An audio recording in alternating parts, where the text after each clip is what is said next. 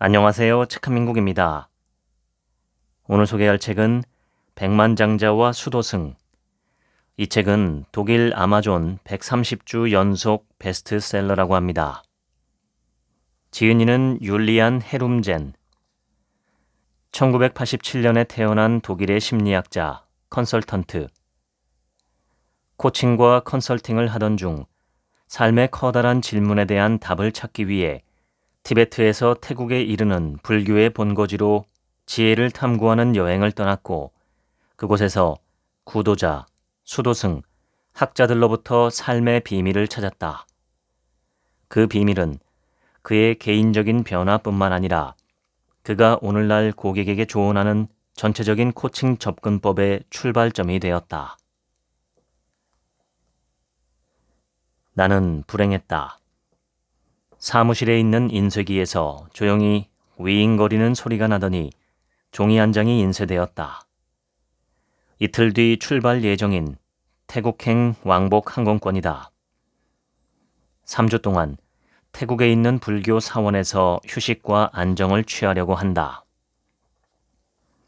오늘 아침 일론 머스크 대표가 10억 유로 이상 벌었다는 기사를 읽었다. 일론 머스크는 엄청 행복할 거야. 분명히. 나는 부자였으며 심지어 다른 이들도 나를 엄청난 부자라고 말한다. 그런데도 나는 개인 전세기가 있는 삶을 꿈꾼다. 전체 팀장들과 진행된 오후 1시 30분의 미팅은 매우 불만족스러웠다. 나는 지난 24년간 늘 지켰던 사무실에 내일부터 3주 동안 오지 않겠다고 다시 한번 공표했다. 비행은 아무런 차질 없이 진행되었다. 나는 첫 번째로 비행기에서 내리기 위해 일어섰다. 계단에 첫 발을 내딛자마자 내가 어디에 있는지 명확히 깨달았다. 정말 더웠다. 태국은 항상 덥지만 4월은 여름철에 해당하기에 유난히 더 덥다. 호텔까지 가는 길은 험난한 모험길이었다는 말 외에 설명할 방법이 없다. 택시 안은 낮은 에어컨 온도 때문에 너무 추웠고 운전기사는 안전벨트도 매지 않은 상태로 과속을 밥 먹듯이 했으며 매우 피곤해 보였다. 내가 공항에 도착한 이후 수많은 낯선 사람이 나에게 미소를 지어주었다. 그들은 그냥 그랬다. 오전 7시 55분, 버스를 기다리고 있는 아침에도 이곳은 무척 더웠다. 17분이 지난 후에 선라이너라고 표시된 작은 관광 버스가 호텔 입구로 들어왔다. 이 버스 안에서 반나절을 보내야 한다고 생각하니 덜컥 겁이 났다. 어느 정도 시간이 지나 대도시를 벗어나자 도로는 더 좁아지고 울퉁불퉁해졌다. 도로의 요철 때문에 나는 자꾸 버스의 천장까지 튀어올랐다가 떨어졌다. 하지만 운전기사는 속도를 조절하려는 기색을 보이지 않았다. 나는 필사적으로 안전벨트를 찾았지만 그런 것은 없었다.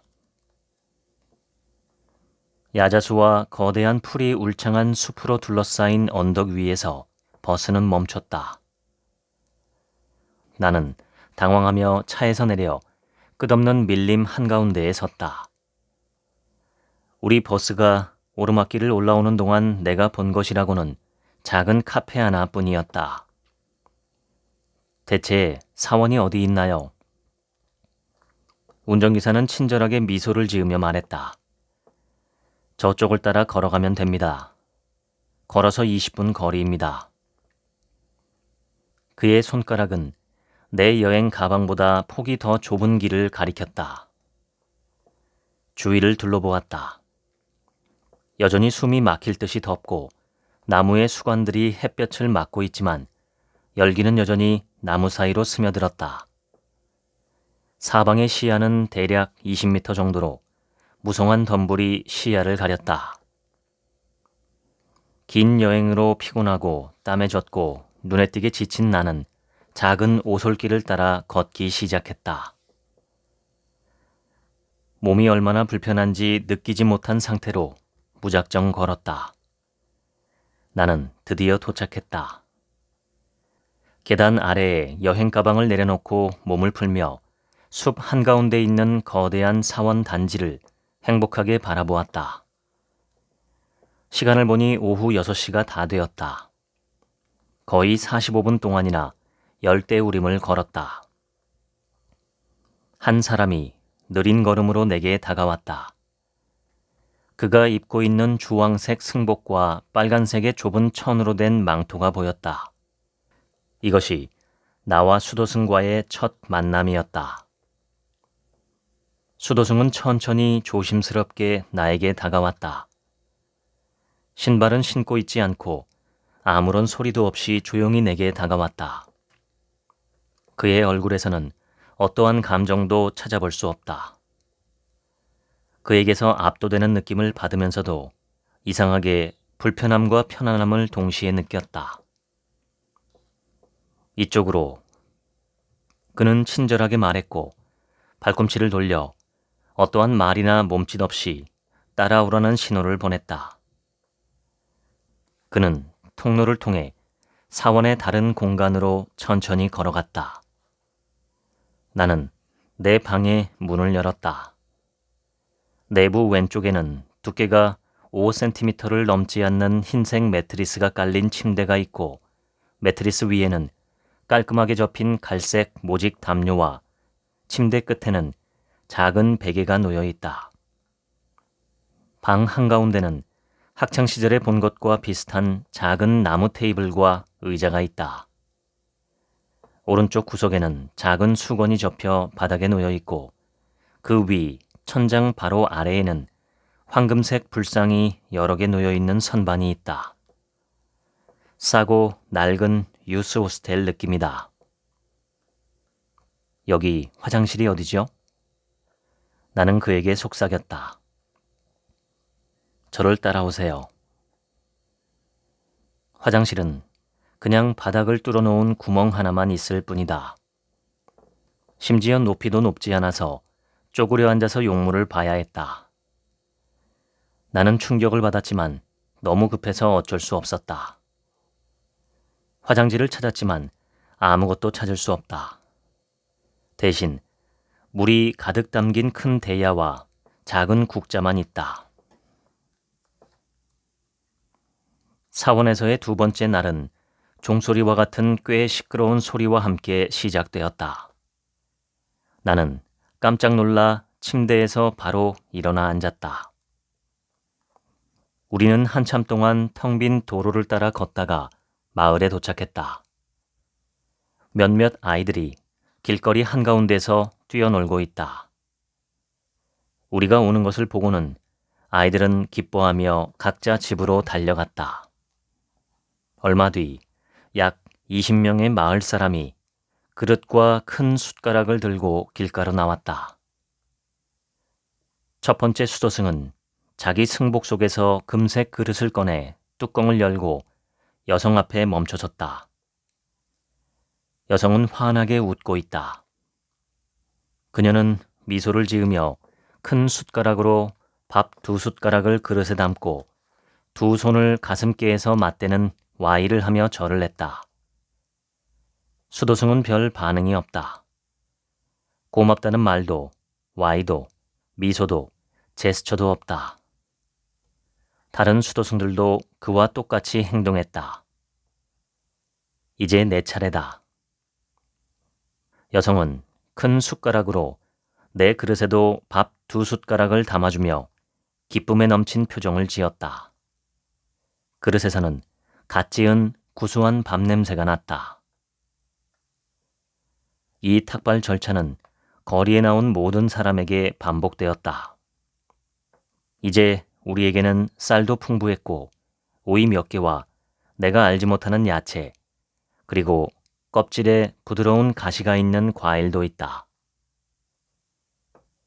사원으로 돌아오자 나는 다리가 불타는 것 같은 느낌을 받았다. 무조건 운동을 더 많이 해야 합니다. 주치의의 경고가 떠올라서 속으로 웃었다. 수도승들의 얼굴에서 힘든 기색이 조금도 보이지 않으니 의사의 말이 옳았구나 라는 생각이 들었다. 우리는 높이가 30cm밖에 되지 않는 나무 테이블 앞에 무릎을 꿇고 앉아 다 같이 식사했다. 메뉴는 밥, 채소, 그리고 차. 나는 힘들고 지친 탓에 식욕도 없어서 상대적으로 적은 양을 먹었다.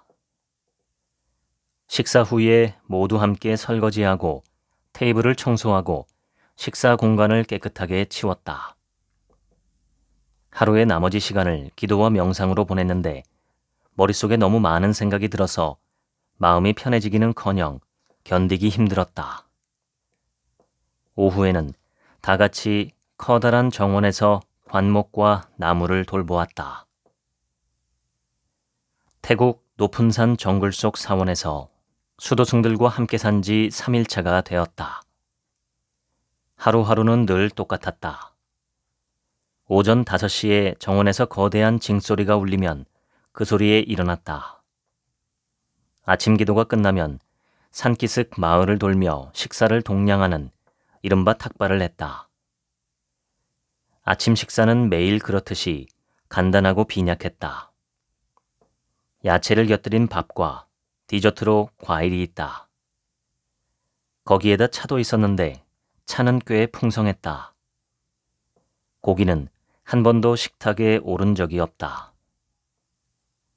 아침 식사 후에는 사원을 구석구석 철저히 청소한 후 명상 시간이 이어졌다. 나는 항상 명상에 참여했지만 결코 제대로 된 안식과 평화를 찾지 못했다. 난 12시 이후로는 식사는 없다. 음식 섭취는 물과 차로 제한되었다. 우리는 늦은 저녁 시간까지 명상하고 이어서 기도를 마치고 깊이 잠을 잤다. 돌이켜 생각하면 라마승은 내가 수도승으로서의 삶을 맛보도록 하기 위해 일부러 나를 며칠 동안 쉬게 두었던 것 같다. 오후에는 정원에 갔다. 커다란 야자수 아래 돌로 만든 의자에 앉아 열대우림의 소리를 듣고 있었다. 그때 라마승이 천천히 다가와 내 옆에 앉았다. 라마승이 웃으며 내 어깨에 손을 얹으며 말했다. 저에게 뭐 물어보고 싶은 게 있나요? 라마승은 차분한 목소리다. 나는 이렇게 말했다. 제 비서가 왜 제가 이곳에서 휴가를 보내길 바랐는지 궁금해하고 있습니다. 저는 이런 곳에 한 번도 와본 적이 없거든요. 그리고 제가 사실상 회사를 돌봐야 한다는 것도 그녀는 잘 알고 있지요. 안드레아스, 당신에게 성공이란 무엇을 의미하나요? 라마승이 상체를 내 쪽으로 돌리며 물었다. 나는 돈을 많이 벌고 좋은 집을 소유하고 내가 원하는 모든 것을 살 수 있을 때 성공했다고 생각합니다. 라마승은 나를 바라보며 잠시 침묵했다. 잠시 후 그는 다음과 같이 아주 길게 말했다. 안드레아스, 제 이야기를 잠시 해도 될까요? 저는 여기 수라타니에서 태어났어요. 제가 3살 때 어머니는 저를 독일로 데려갔습니다. 독일 학교에 다니고 아비투어를 마쳐서 대학에 진학해 법학을 공부할 계획이었지요. 법학을 공부하면 돈을 많이 벌 수 있으니까. 저는 대학에 입학해서 법학을 전공했습니다. 졸업하고 변호사가 되었지요. 유명 인사들과 중요한 사람들의 변호를 맡았습니다. 저는 제 개인 로펌을 차리고 변호사를 고용하며 몇 년간 회사를 확장해 나갔습니다. 어느 화창한 수요일, 특별한 지원자가 찾아왔습니다. 면접이 끝날 때쯤 마지막으로 지원자에게 궁금한 것이 더 있는지 물어봤습니다. 그는 저에게 당신은 왜 변호사가 되셨습니까? 라고 물었습니다. 저는 돈을 많이 벌고 성공한 인생을 살고 싶어서요.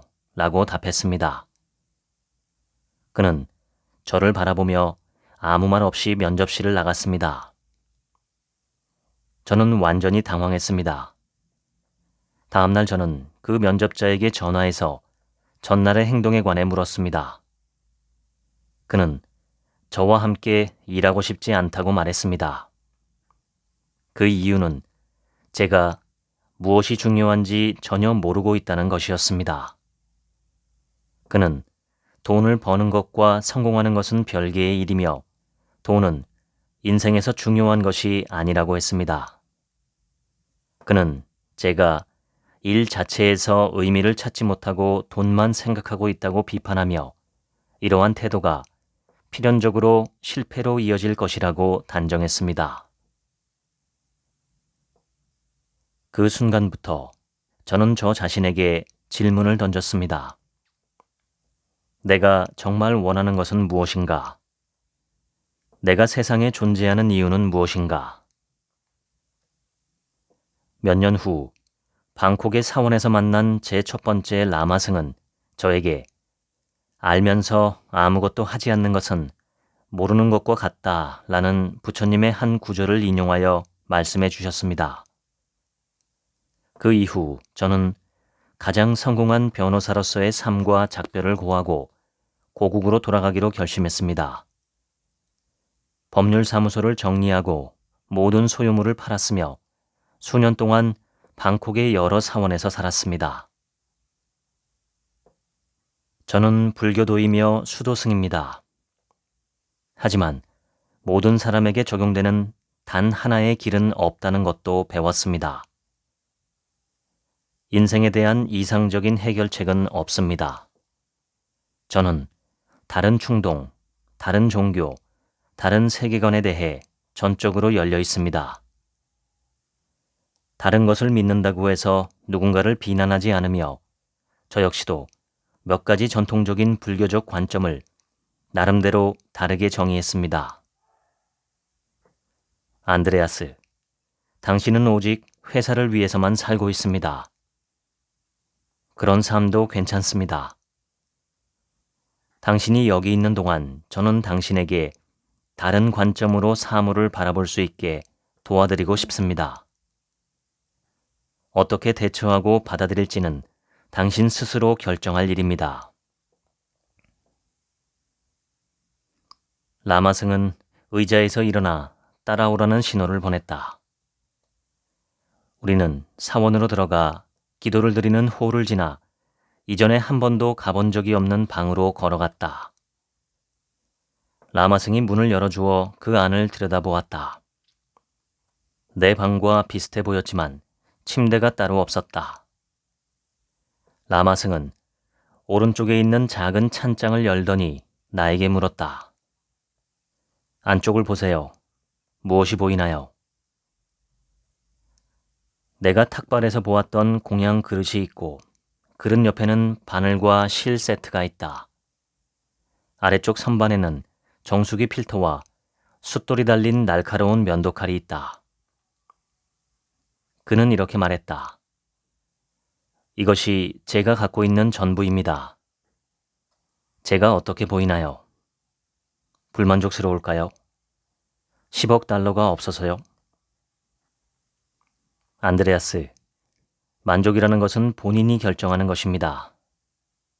어떠한 선택이나 결정은 다른 사람에게 맡기거나 외적인 것에 의존해서는 안 됩니다. 당신은 당신을 행복하고 만족스럽게 만들어주는 것이 인생의 임무라고 생각하겠지만 그런 인간은 아예 태어나지 않습니다. 오직 당신만이 행복할 수 있습니다.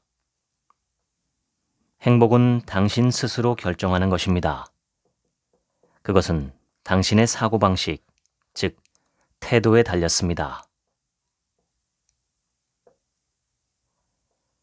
우리는 항상 더 많은 것을 갈망하는데 그것이 끊임없는 고통을 불러일으킨다고 믿습니다.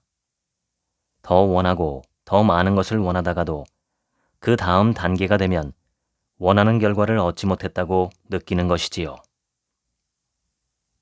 시기심이나 부러움은 항상 스스로 만들어낸 고통입니다. 당신은 은행에 10억 달러가 있는 사람들을 쳐다보고 있습니다. 무엇이 그들을 당신보다 더 행복하게 만들까요? 그들에게 물어본 적이 있나요? 저는 그들에게 물어보았습니다. 그들은 절대로 행복해하지 않습니다. 원칙적으로 당신은 사람들이 실제로 무엇을 생각하고 얼마나 만족하는지 알 수 없어요. 당신이 볼 수 있는 것은 그들이 보여주고 싶은 것들일 뿐입니다. 그리고 그 이미지는 대부분 매우 과장된 것이지요. 라마승은 이어서 말했다. 불교의 선 사상에서는 모든 동전에 양면이 있다고 말합니다. 만약 그중 한 면이 없다면 더 이상 동전이 존재하지 않는다고 말합니다. 당신의 성공은 자동적으로 실패를 포함한다는 것을 의미하는 말이지요. 당신의 성공은 본질적으로 실패와 같은 것입니다. 패배가 없다면 성공은 존재하지 않을 것이기 때문입니다. 나는 갑자기 아내와 딸, 그리고 수년에 걸쳐 점점 더 좁아지는 인간관계를 생각했다. 나는 라마승을 빤히 쳐다보며 물었다. 제가 가족을 잃은 것 또한 제 운명의 일부였나요? 라마승은 나를 빤히 쳐다보며 이렇게 말했다. 우리는 운명이 존재한다고 믿지 않습니다. 당신이 말하는 그런 의미는 아니지요. 카르마, 즉 생전이나 그 이후에 일어나는 일은 원인과 결과에 근거합니다. 현재 당신의 모습은 부유한 사업가 안드레아스입니다. 그것은 당신이 한 행동의 결과이자 당신이 하지 않은 행동의 결과입니다. 당신의 부자기는 가족을 충분히 돌보지 않았고 친구를 소홀히 한 것입니다. 그래서 당신은 오늘 가족도 없이 혼자인 것입니다. 이것은 어떤 더 높은 힘이 결정한 것도 아니고 어떤 초자연적인 섭리도 아닙니다. 이 모든 것은 당신의 행동으로 당신 혼자서 해낸 것입니다. 나는 갑자기 슬프고 무척 우울해졌다. 나는 수도승에게 물었다. 만약 제가 그 모든 것을 다 했다면 되돌릴 수 있나요? 아니면 다르게 할 수 있을까요? 처음부터 다시 시작할 수도 있나요? 라마승은 대답했다. 우리의 카르마는 과거를 돌이킬 수 없습니다. 그것은 사라질 수 없고 영원히 남아 있습니다. 당신이 얼마나 좋은 일을 했는지, 얼마나 자비롭고 친절했는지, 받은 것 중에서 얼마나 사회에 보답했는지가 중요합니다. 당신이 한 행동과 무언가를 포기한 과거를 지울 수는 없습니다. 하지만 당신은 앞으로 모든 순간순간마다 우선순위를 다시 생각할 수 있는 기회가 있습니다. 부처님께서는 대부분의 사람이 자유롭지 못하다고 하십니다. 자유로워지지 못하는 이유는 단연코 집착 때문이라고 가르치십니다. 모든 것은 당신이 한 행동의 결과입니다. 우리는 어떤 일이 왜 일어나는지 모르죠. 살다 보면 종종 의심스러운 상황에 부닥치게 됩니다. 과학은 많은 것을 설명할 수 있지만 어떤 것들은 과학적으로 설명할 수 없습니다. 대부분의 사람은 증명할 수 있는 것, 자기 눈으로 볼 수 있는 것만 믿습니다. 하지만 인간의 시야는 매우 제한적입니다. 토끼는 인간보다 훨씬 더 넓은 시야를 갖고 있어요. 심지어 주변의 소리를 더 잘 듣고 냄새도 더 잘 맡을 수 있습니다. 당신은 눈으로 보고 귀로 듣고 냄새로 인지하는 것만이 진리일 것이라고 믿으시나요? 라마승은 내 옆에 앉더니 차주전자를 들어서 내 잔에 뜨거운 차를 따르기 시작했다. 그는 멈추지 않았고 뜨거운 차는 내 다리와 무릎으로 흘러내렸다. 정말 화가 났다. 유리잔이 이미 가득 찼는데 왜 계속 따르는 겁니까? 라마승은 차분하게 말했다. 당신은 더 많은 것을 배우고 더 많은 것을 알고 싶어 합니다. 그러나 당신은 이미 유리잔처럼 가득 차 있습니다. 당신의 머리는 생각으로 가득 차 있고 선입견으로 가득 차 있고 지금까지의 경험으로 가득 차 있습니다.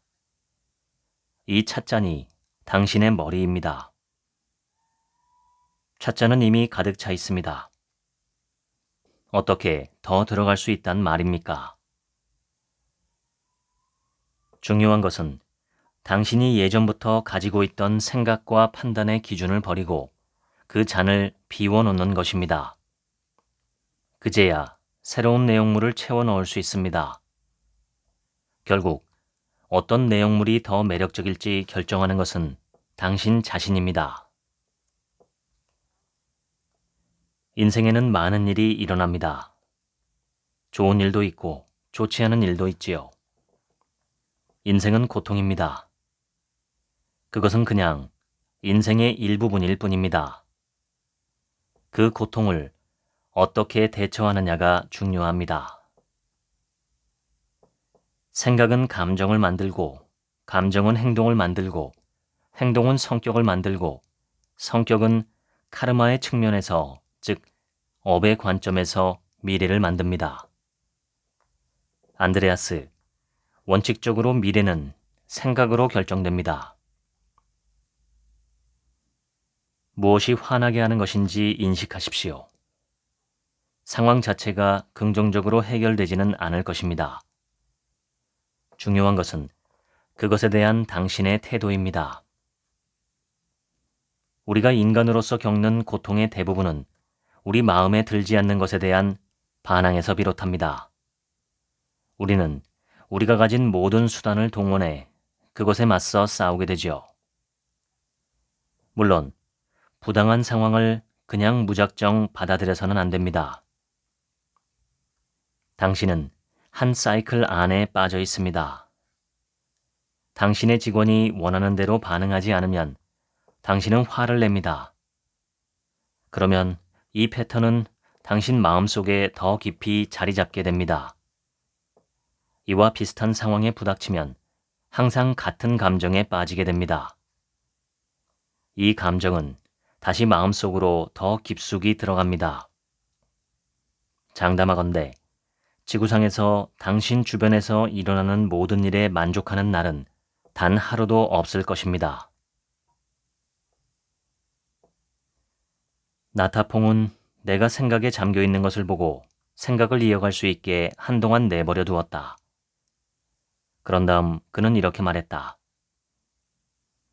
원인을 탓하지 마십시오. 원인은 삶의 기초이자 토대입니다. 원인에는 항상 결과가 있습니다. 어떤 일에 대해 어떻게 반응할지는 전적으로 당신에게 달려 있습니다. 생각도 카르마를 만든다는 것을 항상 염두에 두십시오. 이 세상에서 행하는 것, 말하는 것, 생각하는 것, 자제하는 그 모든 것이 카르마를 만듭니다. 감정을 조절하고 조금 덜 예민하게 반응할 수 있다면 훨씬 더 편안한 카르마를 만들어낼 수 있습니다. 세상은 악하지도 않고 선하지도 않습니다. 그냥 존재하며 당신에게 반응할 뿐입니다. 우리는 무슨 일이 일어날지 절대 알지 못합니다. 하지만 모든 상황이 결국 우리에게 도움이 될 것이라는 확고한 믿음을 가지고 상황을 받아들인다면 삶은 훨씬 더 쉬워질 것입니다. 당신은 다른 생명체를 열등한 존재로 취급할 권리가 없습니다. 모기도 정확히 호랑이만큼 소중합니다. 그리고 정확히 당신만큼 소중합니다. 인간으로 태어났다는 것은 일종의 특권입니다. 그것은 당신이 인간의 임무를 수행할 만한 긍정적인 카르마를 축적했음을 의미합니다. 우리는 동물을 죽이거나 고문할 권리가 전혀 없습니다. 인생은 우리가 눈으로 인식할 수 있는 것보다 훨씬 더 깊고 심오합니다. 따라서 우리는 어떤 동물, 식물, 감정적인 존재에게 폭력을 가하거나 이야기하거나 심지어 생각조차 해서도 안 됩니다. 부처님은 이렇게 말씀하셨습니다. 길은 하늘에 있는 것이 아니라 마음속에 있는 것이니라. 처음에는 가벼워서 눈치채지 못하지만 시간이 지날수록 습관의 사슬은 끊을 수 없을 정도로 무거워집니다. 당신이 지닌 좋지 않은 습관이 무엇인지 생각해 보십시오. 어떠한 방법으로도 고치려고 하지 않았기 때문에 그 습관을 여전히 지니고 있는 것이지요. 특별하게 인지하지 않는 이상 부정적인 습관은 일종의 관성처럼 그대로 유지됩니다. 누구나 한 번쯤은 자신의 습관을 파악하고 개선하려고 노력해야 합니다. 습관은 유용하거나 유용하지 않거나 둘 중 하나입니다. 그리고 습관은 항상 인생의 목표가 무엇인지, 성취하고 싶은 것이 무엇인지, 어떻게 살아가기 위해 노력하는지를 배경으로 삼죠. 당신은 이미 지나간 것들은 바꿀 수 없어요.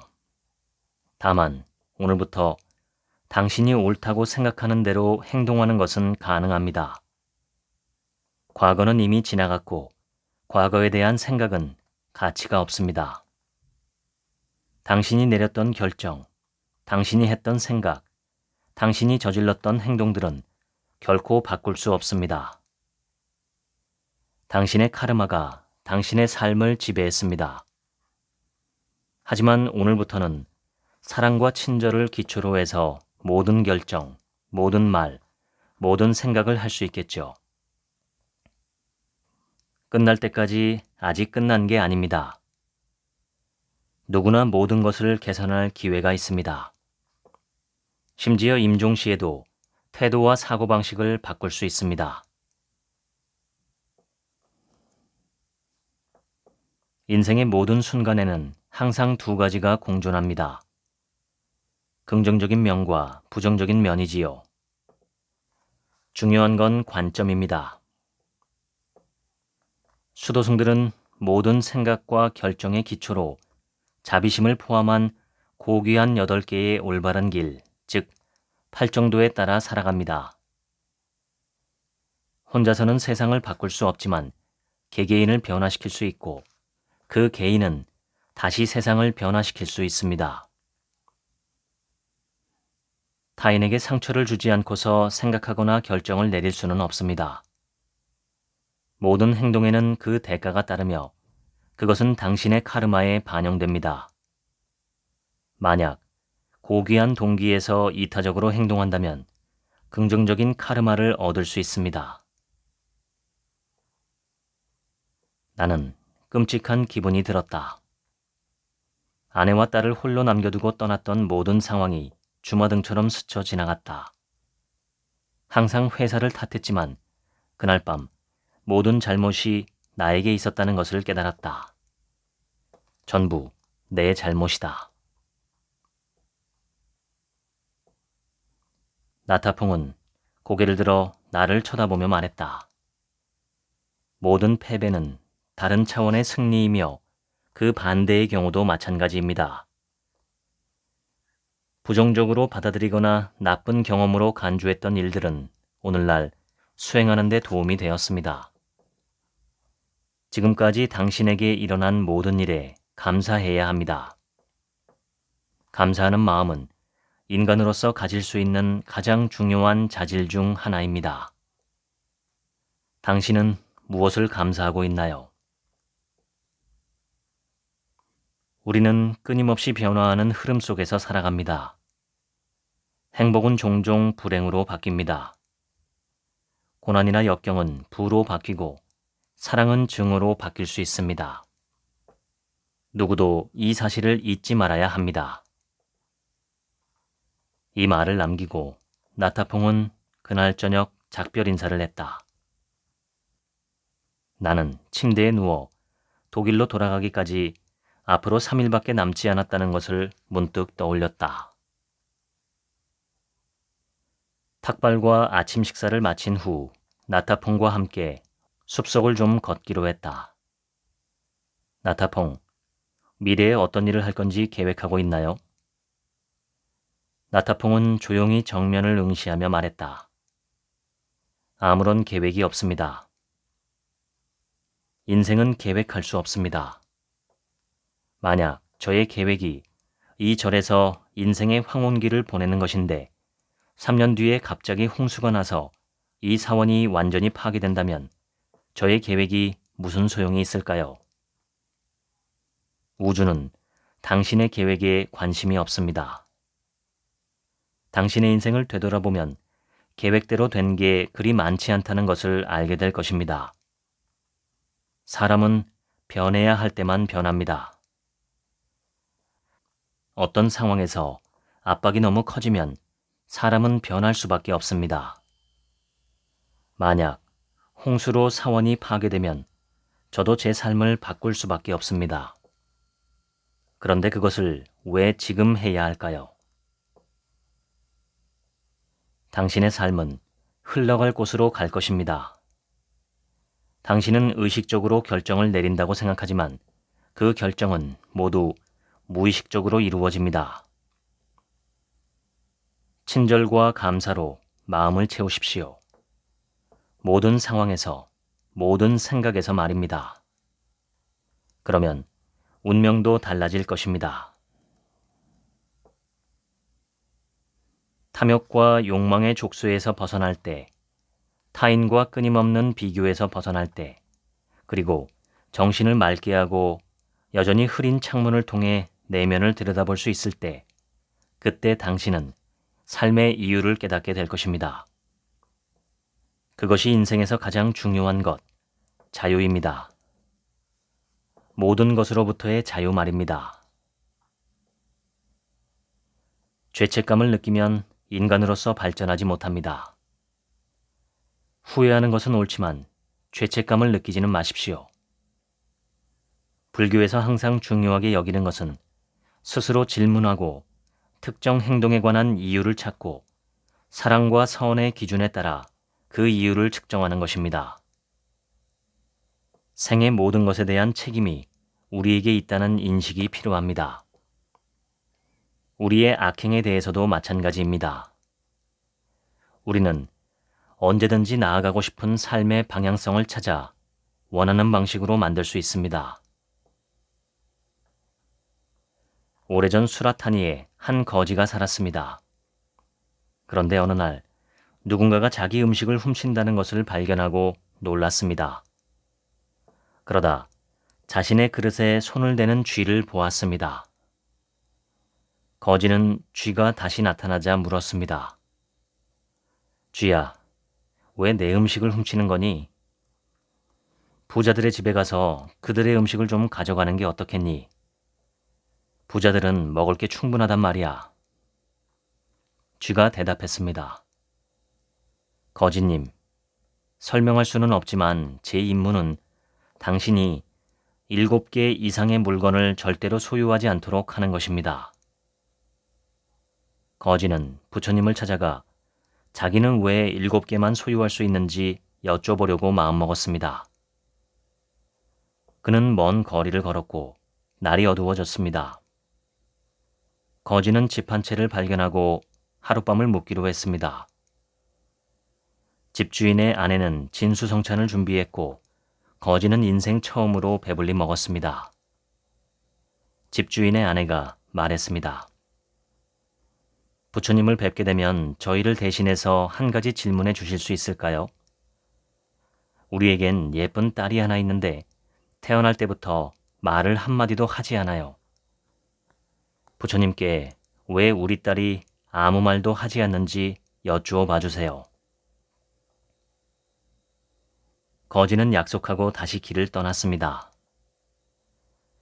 부처님을 만나러 가는 길에 걸어서는 도저히 지나갈 수 없는 거대한 산맥 앞에 서게 되었습니다. 그때 아주 늙은 노인을 만났습니다.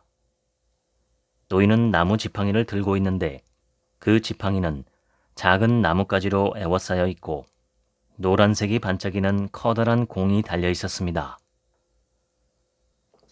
거지는 부처님께 여쭤보려고 하는데 산이 자신의 길을 막고 있다고 설명했습니다. 노인은 거지의 손을 잡았고 두 사람은 함께 공중으로 날아갔습니다. 공중에서 노인은 이렇게 말했습니다. 부처님을 만나면 내가 언제쯤 천국으로 갈 수 있는지 여쭤봐 주십시오. 나는 벌써 1000년째 기다리고 있거든요.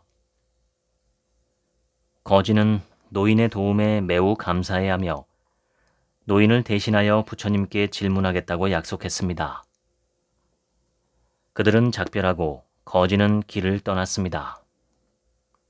저 멀리 부처님의 사원이 보였지만 거대한 강이 길을 막고 있습니다. 그때 거대한 거북이가 길을 따라오더니 거지에게 왜 그렇게 슬퍼하는지 물었습니다. 거지는 자신이 왜 가난하게 살아야 하는지 여쭤보기 위해 부처님께 가는 길이라고 설명했습니다. 그러자 거북이는 말했습니다. 저는 급류가 흐르는 이 성난 강을 안전하게 건너가도록 도와줄 수 있어요. 대신 내가 언제쯤 아름다운 용으로 변할 수 있는지 부처님께 여쭤봐 주시겠습니까? 저는 1000년째 기다리고 있거든요. 거지는 무사히 강 건너편 목적지에 도착했습니다. 존경하는 부처님, 몇 가지 질문을 드려도 되겠는지요? 부처님은 대답했습니다. 당신은 내게 3가지를 질문할 수 있습니다. 하지만 저는 4가지 질문이 있습니다. 부처님은 침묵하셨고 거지는 어떤 질문을 빼야 할지 고민했습니다. 거지는 태어나서 한 번도 말을 해본 적이 없는 불쌍한 소녀가 매우 안쓰러워 부처님께 말했습니다. 이 아름다운 소녀는 왜 말을 하지 않습니까? 부처님이 말했습니다. 그 소녀는 자기 영혼의 친구인 배우자를 만나게 되면 그때 말할 것입니다. 산에 있는 노인은 언제쯤 천국에 갈 수 있나요? 그 노인은 1000년 동안 고집스럽게 붙들고 있는 나무 지팡이를 놓기만 하면 하늘로 올라갈 수 있습니다. 이제 거지는 마지막 질문을 할 차례입니다. 그는 1000년 동안 용이 되기 위해 기다린 거북이를 생각하니 자신의 문제가 매우 작고 하찮게 보였습니다. 그래서 거지는 결국 본인이 하려던 질문은 놔두고 대신 거북이의 질문을 전달했습니다. 거북이는 자기 등딱지에 갇혀있는 한 용이 될 수 없습니다. 거북이는 등딱지를 벗어야 합니다. 거북이에 관한 거지의 질문에 부처님이 대답했습니다. 거지는 집으로 돌아가는 길에 거북이를 만났습니다. 그는 거북이에게 용이 되려면 등딱지를 벗어야 한다고 알려줬습니다. 거북이가 등딱지를 벗어던지자 정말로 거대한 용으로 변했습니다. 등딱지에서 거지는 아름다운 진주 수천 개를 보았습니다. 용은 찬란하게 하늘로 날아갔습니다. 그 다음으로 거지는 늙은 현자를 만났습니다. 거지는 노인에게 지팡이를 놓으면 하늘로 올라갈 수 있다고 말했습니다. 노인이 지팡이를 놓자 행복하게 천천히 하늘로 올라갔습니다. 거지는 이제 거북이의 진주를 통해 부자가 되었고 노인의 지팡이를 통해 힘을 얻었습니다. 그는 지팡이를 들고 아름다운 소녀의 집으로 날아갔습니다. 따님은 영혼의 친구인 배우자를 만나면 그 즉시 말할 수 있다고 전해주었습니다. 그러자 소녀가 계단을 내려오더니 말하기 시작했습니다.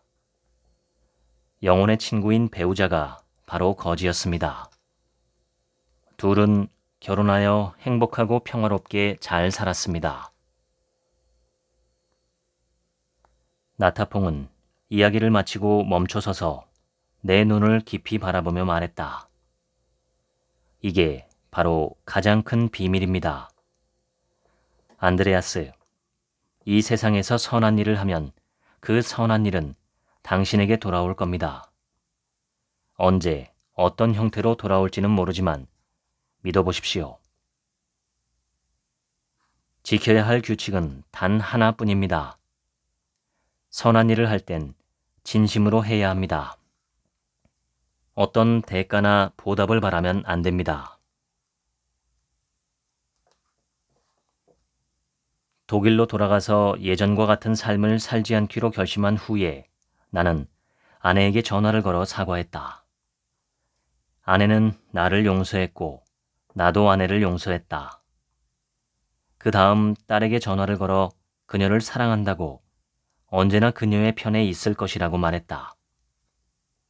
모든 지인에게도 차례로 전화를 걸어 그들이 내 삶의 일부라는 사실에 감사하고 그들을 사랑한다는 말을 전했다.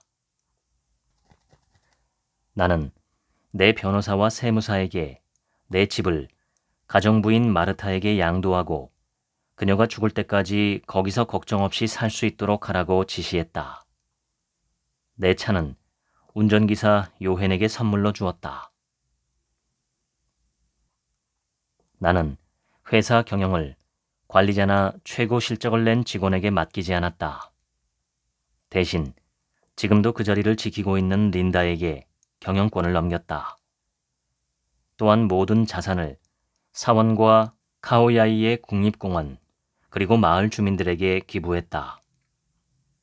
나는 회사 지분을 유지하면서 연간 배당금을 받아 내게 진정한 삶을 보여준 멋진 사람들을 위해 사용했다. 나는 지금 수라타니 계곡 기슭에 있는 작은 카페에서 이 글을 쓰고 있다. 현재 태국에서 7년 넘게 사원의 수도승들 그리고 마을 사람들과 함께 살고 있으며 인생에서 가장 행복한 안드레아스가 되었다. 내 이야기는 이곳 카페에서 끝나지만 내 삶은 7년 전 이곳에서 시작되었다. 이 글은 실화를 바탕으로 심리학자 율리안 헤름젠이 그의 가장 친한 친구이자 특별한 수도승에 대해 이야기한 것이다. 태국 열대우림의 한 불교 사원은 항상 스트레스에 시달리는 백만장자 안드레아스의 인생에 하나의 전환점이 된다. 3주 동안 일상에서 벗어나 단순히 휴식을 취할 계획이었지만 그는 그곳에서 아주 특별한 사람을 만나게 된다. 승려의 수장인 나타퐁은 그와 대화를 나누며 행복, 사랑, 부우, 마음챙김, 성공, 교육, 삶의 의미에 대한 획기적인 이론을 가르친다. 행복해지고 싶다고 말했죠? 그럼 감사한 마음을 지니세요. 우리의 삶은 항상 다른 사람의 선함과 친절함에 달려 있습니다. 먼저 감사해야 합니다. 운명은 초자연적인 운명과 비슷한 것을 의미하지는 않습니다. 당신은 운명을 결정적으로 형성할 수 있습니다. 당신의 생각과 행동을 통해서 말이지요. 그것이 카르마입니다. 항상 원인과 결과에 근거합니다. 삶의 모든 것에는 결과가 있습니다. 지금까지 백만장자와 수도승 읽어드렸습니다. 지금부터는 제 얘기입니다. 사람이 인생에서 추구하는 것은 가치입니다. 가치에는 수단적 가치가 있고 목적적 가치가 있습니다. 수단적 가치는 진정으로 추구하는 가치에 도달하기 위해 도구로 사용하는 가치입니다. 예를 들면 돈 버는 것과 운동하는 것입니다. 돈은 의식주 걱정 없이 살기 위한 도구입니다. 운동은 건강한 몸과 마음, 스트레스 해소를 위한 도구입니다. 우리가 일상생활에서 추구하는 많은 것들은 목적적 가치보다는 수단적 가치, 도구적 가치인 경우가 태반이지요. 어떤 특정한 궁극적 목적을 이루기 위해 우리는 굉장히 다양한 방법과 도구를 사용합니다. 인간이 궁극적으로 바라는 목적적인 가치는 자유와 기쁨, 사랑입니다. 돈이 많으면 자유롭게 살 수 있다고 생각하고 평생 많은 돈을 벌기 위해 애쓰는 것이 인간입니다. 돈이 있어야 기쁨을 얻고 유지할 수 있다고 믿는 사람도 많습니다. 그런데 불교의 컨셉은 목적은 같으나 수단은 정반대입니다. 자유를 얻으려면 더 많은 것을 가지려고 애쓰기보다 그렇게 집착하는 마음을 버리고 더 적은 것으로도 살 수 있다는 것을 발견해야 한다고 가르칩니다. 기쁨도 마찬가지입니다. 돈으로 살 수 있는 기쁨은 단편적이고 피상적이며 일시적이라고 말합니다. 진짜 기쁨은 외부에서 오는 게 아니라 내면에서 발견하는 것이라고 가르치죠. 이것은 꿈에 비유할 수 있습니다. 좋은 꿈을 꾸든 나쁜 꿈을 꾸든 우리는 꿈속에서 무언가를 위해 발버둥 칩니다. 그러다 꿈에서 깨어나면 꿈에서 경험한 모든 것은 금방 잊어버리고 실제 현실을 살아가게 됩니다. 꿈과 현실을 대비하자면 저를 포함한 이 세상의 많은 사람이 꿈속에서 살고 있다고도 말할 수 있습니다. 불교에서는 이것을 미몽이라고 말하죠. 무엇에 홀린 듯이 얼떨떨한 정신 상태를 가리키는 말입니다. 많은 사람이 무언가에 홀려서 혹은 무언가에 홀린 듯 한평생 살아갑니다. 그 무언가는 우리 안에 있는 어리석은 관념과 의식입니다. 관념과 의식은 만들어진 생각이고 물질적인 실체는 없는 것이지만 우리를 움직이게 하는 실질적인 에너지를 갖고 있습니다. 그것을 가리켜 동양에서는 기 혹은 기운이라고 말하죠. 예를 들어 물건을 많이 소유하는 것이 안전하고 편리한 삶을 위해 반드시 필요하다는 관념이 있다면 우리는 그 관념에 끌려서 실제로는 불필요한 재화를 구입하기 위해 인생과 시간을 바쳐 돈을 벌고 싶어 합니다. 그런데 이러한 관념 자체는 현실적이지 않고 진실하지 않기 때문에 실제로 그 지점에 도달하면 사라지는 사막의 신기루처럼 우리가 바라던 것을 주지는 않습니다. 대신 또 다른 곳에서 또 다른 신기루가 보이기 시작하죠. 사막에서 그렇게 신기루를 쫓아다니는 것은 죽음에 이르는 지름길입니다. 우리의 어리석은 관념과 의식에서 우러나오는 온갖 종류의 기분과 감정, 생각과 느낌, 욕구와 욕망 등에 끌려다니는 것은 인생을 망치는 지름길입니다. 어떠한 경우에도 수단이 되지 않고 최종적 목적이 될 수 있는 가치를 발견하고 그것을 추구하는 것이 바람직합니다. 그런데 그 가치는 물질적인 것으로 획득하기가 어렵고 마음으로만 접근할 수 있습니다. 사람들은 집에서 키우던 소나 닭을 잃어버리면 사방으로 찾아다니지만 자기 마음은 잃어버려도 찾을 생각도 하지 않는다 라고 맹자가 말했습니다. 마음을 잃어버린다는 것은 무슨 뜻일까요? 사람이라면 누구나 가장 깊숙한 내면에 보이지도 않고 만질 수도 없는 깊은 마음이 있습니다. 기독교에서 말하는 영혼, 불교에서 말하는 참나 혹은 불성과도 비슷합니다. 이름을 무엇이라 부르든 나를 나로 만드는 가장 근본적인 정체성 혹은 존재라고 볼 수 있습니다. 요즘은 이것을 영성이라고도 하지요.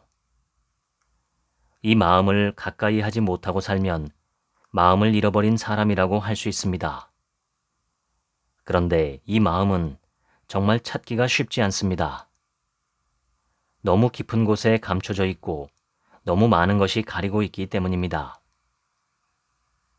그 마음을 찾아가서 하나가 되는 과정이 제가 공부하고 있는 명상과 마음 경영입니다. 이 마음을 발견하고 이 마음과 공명하며 하나가 되어 살아갈 때 참된 자유와 기쁨과 사랑을 맛볼 수 있다고 생각합니다.